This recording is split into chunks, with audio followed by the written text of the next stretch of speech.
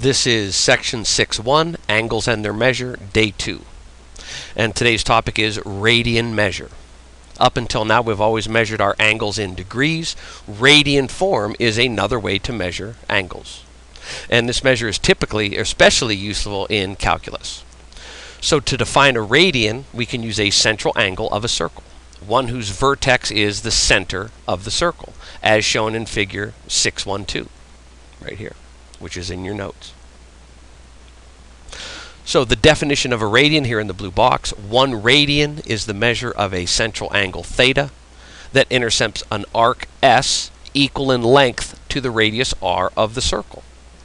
And what that means here, it might be easier to see graphically. We have our radius of the circle is right here, and we start to open up an angle. We start opening this angle in the positive direction as soon as this curved piece of arc length, this letter S right here, as soon as this length is equal in length to the radius, we stop.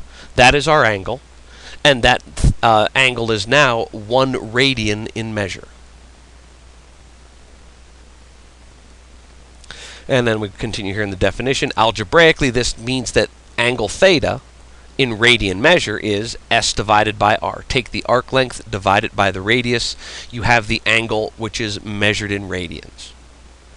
Because the circumference of a circle is 2 times pi times r units, it follows that a central angle of 1 full revolution counterclockwise corresponds to an arc length of S equal to 2 times pi times the radius. So here's our xy plane again, and now we're measuring angles in radians. So when we start to measure out these radians, here we have 1 radian, 2 radians, over here's 3, and we have this little gap. And we keep going, 4 radians, 5 radians, 6 radians, and then we still have this, a little bit bigger gap than what we had over here.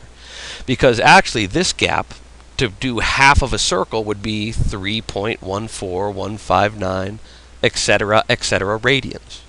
And as we keep going around, this would be 6.28 approximately radians.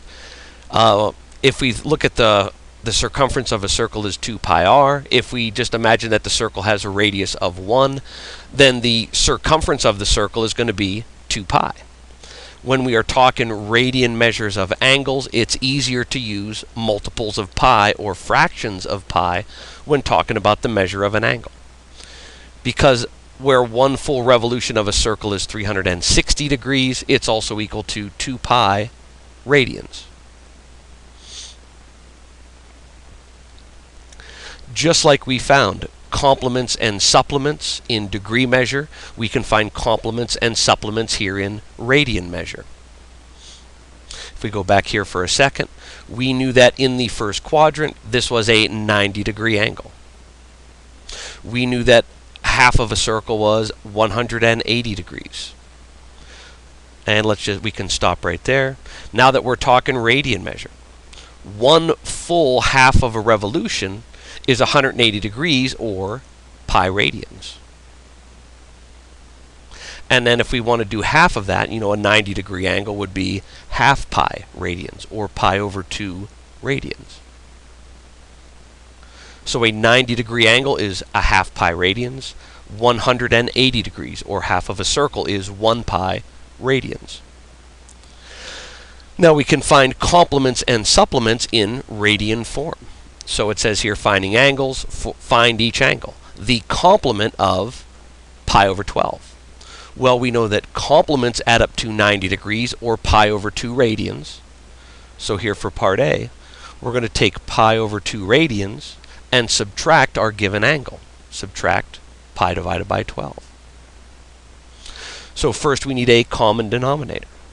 Between these two numbers, our common denominator will be 12, so I need to multiply this first fraction by 6 over 6 to get the denominators to match. 6 pi divided by 6 times 2 is 12, minus 1 pi over 12. Now that the denominators are common, we can do the subtraction. 6 pi minus 1 pi is 5 pi over 12. The complement of a 12th pi is 5 pi over 12. In part B, they're asking for a supplement. Remember, in degree form, supplements added up to 180 degrees. But now in radian measure, 180 degrees is pi radians. So to find a supplement, we subtracted our given angle from 180 degrees. Now we will subtract this angle in radian measure from pi degrees. So for part B, supplements add up to pi radians. We want to subtract our given angle of 5/6 pi. Well, to get a common denominator, this is easy. Under here is a 1. I'm going to multiply by 6/6. Or 6 pi divided by 6 minus 5 pi divided by 6. 6 pi minus 5 pi is 1 pi over the common denominator of 6. So the supplement of 5/6 pi is 1/6 pi. If I add them together, I will get 1 pi. And for part C, now they're asking for a coterminal angle. And we're not just going to do one, we're going to do a positive and a negative.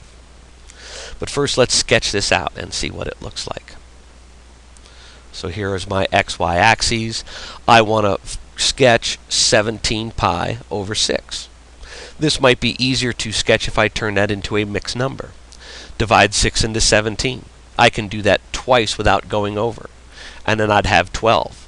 The difference between 17 and 12 is 5. My remainder would have been 5. 5 over 6 pi. 2 and 5/6 pi. So to sketch this, I know that 2 pi is just a lap around the circle. That would be my 2 pi. Now I want to do another 5/6. Well, 5/6 is almost another 1 pi. And in radian measure, we have a half pi, 1 pi, 3/2 pi, and a full revolution of 2 pi. So I did my revolution of 2 pi. Now I want to go an extra 5/6, which is almost 1. It's going to take me somewhere here in the second quadrant. So there is my angle. I've just sketched 17/6 pi. Now I want to find 2 coterminal. Since I have this lap, a lap around the circle built in there, I can just subtract that out of there. Eliminate the 2. And there's a coterminal angle right there. Our positive coterminal angle was 5/6 pi. Now let's find a negative one. So for the negative angle, I want to start here at the same initial side. I want to open my angle clockwise and stop at the same terminal side. I know that above the x-axis here, this was 5/6 pi. 5/6 pi. I know that there's 2 pi in a circle. So if I take 2 pi and subtract away the given 5/6 pi, I'll have my negative angle. Let's see, 2 minus 5/6 would be 1 1/6. 1 1/6 pi. Or I can write that in an improper fraction. 6 times 1 is 6, plus 1 is 7. 7 pi over 6, and this I was opening in the negative direction. So there was a coterminal angle, 1 positive and 1 negative for a given angle in radian measure.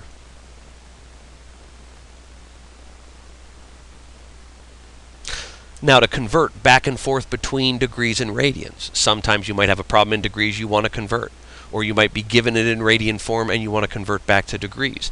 The conversion is relatively simple. You just have to remember a fraction. It is either pi radians over 180 degrees, or flip it, 180 degrees over pi radians. And it says to convert from degrees to radians, you want pi over radians over degrees. To convert from radians to degrees, you want 180 degrees over pi radians. To apply these two conversion rules, there's a very basic relationship to remember. Pi radians is 180 degrees. And I always like to think about it this way. Whatever you are given, you want in the denominator. Here in example 4, we're going to convert from degrees to radians. We are given degrees, so we want to multiply what we are given, 135 degrees, times that fraction with the degrees in the denominator.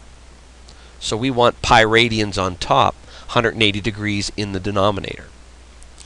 This way, the units cancel. Degrees cancel out. So we multiply straight across. 135 pi over 180. You know, if we look at this fraction and reduce it down, it reduces to 3/4 pi radians. Letter B here. Same song and dance. We're going to take our given degrees, 540, and multiply by our fraction with degrees in the bottom. So here again, the degrees cancel out. Those units are gone, and we're left with radians as our only unit now. 540 pi divided by 180. If we divide that out, we get a nice even 3 pi, and our measure is radians. In letter C here, the only difference is now we're dealing with a negative angle, and that doesn't change anything. We take our given angle and multiply it by pi radians over 180 degrees. The degrees cancel. We multiply straight across. Negative 270 pi radians divided by 180. And if we simplify that fraction, it does simplify down to negative 3/2 pi radians. So to convert from degrees to radians, we want degrees in the bottom. Here in example 5, we're going to reverse the process. We are given radians, we want to convert to degrees. So we're going to take what we're given, negative pi over 2 radians, and we're going to multiply that by 180 degrees over pi radians. And here again, our units cancel. Radians and radians cancel.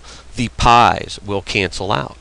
Now we just multiply straight across. Don't forget the negative sign. Negative 180 degrees divided by 2, or negative 90 degrees.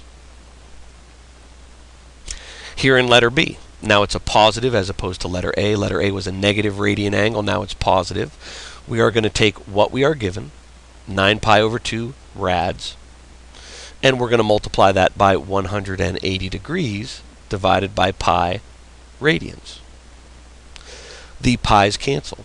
The unit of radians cancel. Here I looked on the diagonal. We can simplify down and divide by 2. That'll divide out to be a 1. This will divide out to be a 90. And now we multiply straight across. 9 times 90 is 810 degrees. Now careful in the last example, part C here. You'll notice in A and B we had a pi given to us in our radian measure. Here there is no pi. It's just a simple 2 radians. But nothing changes. We multiply what we are given, 2 radians, times our fraction, 180 degrees over pi radians. Now here, the radian measures will cancel, but there is no pi to cancel on the diagonal. It doesn't matter. Just multiply straight across. 2 times 180 is 360 degrees, divided by 1 times pi is pi. If we punch that in our calculator, 360 divided by pi comes out to be approximately 114.59 degrees. The only difference here, the pi did not cancel. We had to divide by pi to get our degree measure. That ends the examples. Here are the huddle problems, the practice problems for you. Pause the video now, work on these problems, start the video back up, and see how you did.